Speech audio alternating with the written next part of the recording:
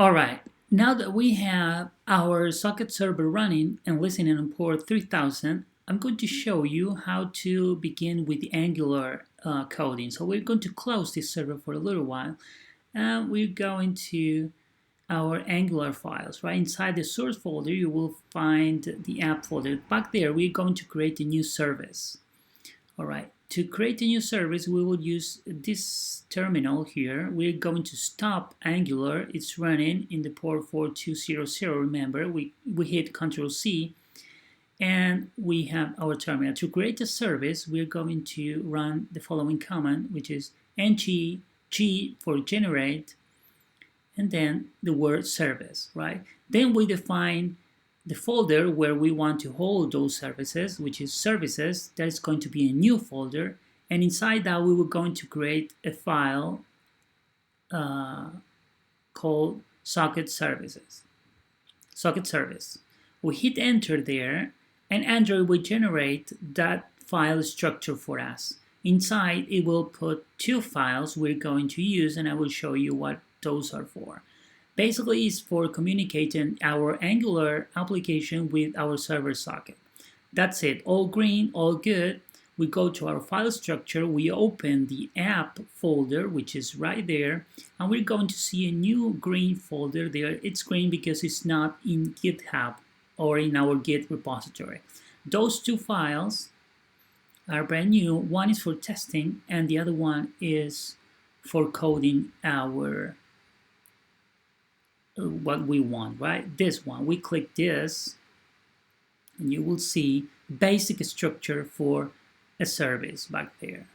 That's the common structure for an Angular service. We have the import area, right? The declaration part, that's important. A service cannot work without the injectable part. And we have a constructor there, and the name of our class is going to be socket service was service. Well, that was generated automatically. You can change that, but well, you can use that for now. That's good. Then you just generate something different. All right.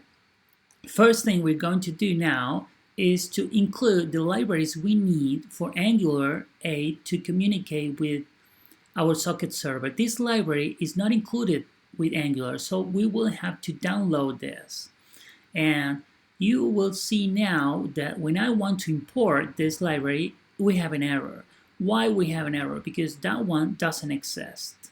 So we're going to use Visual Studio and the terminal we have there to download that library, right? That library is available to download and use in your project.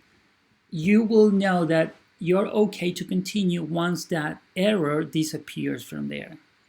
You understand? Every time you have an error, it's because in the import area, it's because you don't have that library. So you have to go use npm to install it. To do this, you need to know what npm is. I assume you know it. And so we will run the command right now. I'll just go into the root folder. It's not necessary, but just to keep it, that's simple. And all right, I'm here. Well, let's click the console and install the library. It's really easy. You just write npm install and the name of this library we want to, right? So this will download all the files, and I will copy all the files inside our node modules folder, right? It's going to take a while. It depends on how many files you have for each library, right? You need to pay attention to the files you have here, and if they're compatible with, they're good with the version of Android you have. Well, the things here, yeah, no vulnerabilities, that's good. All right, now you see the error disappears because Android automatically is found that. All right, next step is to define this in our constructor. That's how Android works, right? Yeah, if you want to use something in your class, you have to define that. So we create a variable, a private variable socket, and it's the type socket, which is from the import we just did, right? So lower cases is our variable, and with the upper cases is the object name, right? The type of variable we want to. Remember, this is TypeScript, so everything, it has a type. You see the variable in gray, light gray, because we're not using it yet. So once we use it, Visual Studio will put that variable in black. We will create a new function here, which is to send messages to the server. It's going to require, the first parameter is going to be the username, and it's going to be, that variable is going to be type string, and a second variable is going to be type string2, and it's going to be the message we want to send to the server. So it's a pretty simple function which is going to send a message from Angular 8 to our server listening in port 3000, right? Let's do some comments here, because this code is going to be available in GitHub, so you can download it and test it, use it for free. All right, let's do some comments here. Very basic and simple function. You will see it's not difficult to create a socket here, and with one library you can do all the work. All right, let's write some comments here about what this username variable is. It's basically any username in your application. If you have a login system, right, all the users are going to be identified by the email or by a username. So that's the one you have to send to the server, so you know who is sending this message. And the message itself is the text you are sending to all the users in your chat, right?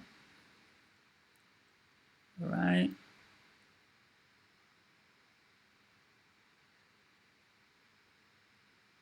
Okay.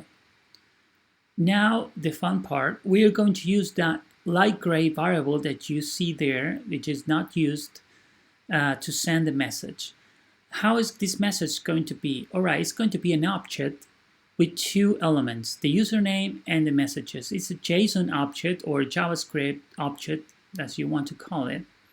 That's the thing we're going to send, because with this socket you can send objects too. That's a cool thing. So there, we're using the variable. You see, right at the moment I use the variable, Visual Studio changed the color from light gray to dark black. So one of the methods we're going to use from this object is emit. This will send this object which is created here. We can also have, there you have the parameters, right? The first thing we're going to use is the message we're going to send, a code message. This is for us, this is internal. This must match with what we have in our server. Do you remember we created a couple of variables, 3 variables on the server side? Well, one of the variables was new message. We're going to see that right now. Right up here, you have a string with the content new message.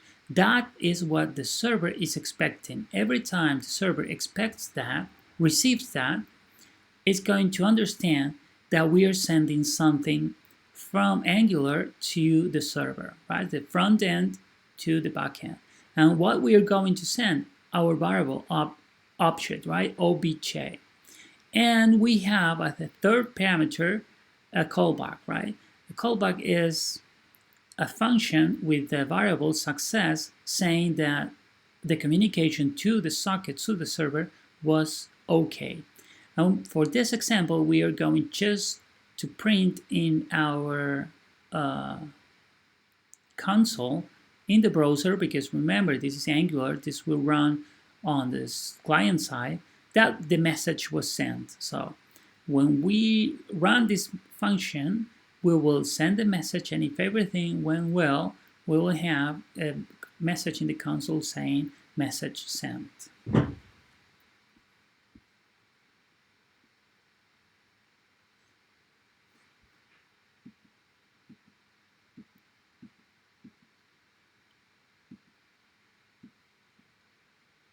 All right, that's for now. Let's move on to the next video where we show more stuff.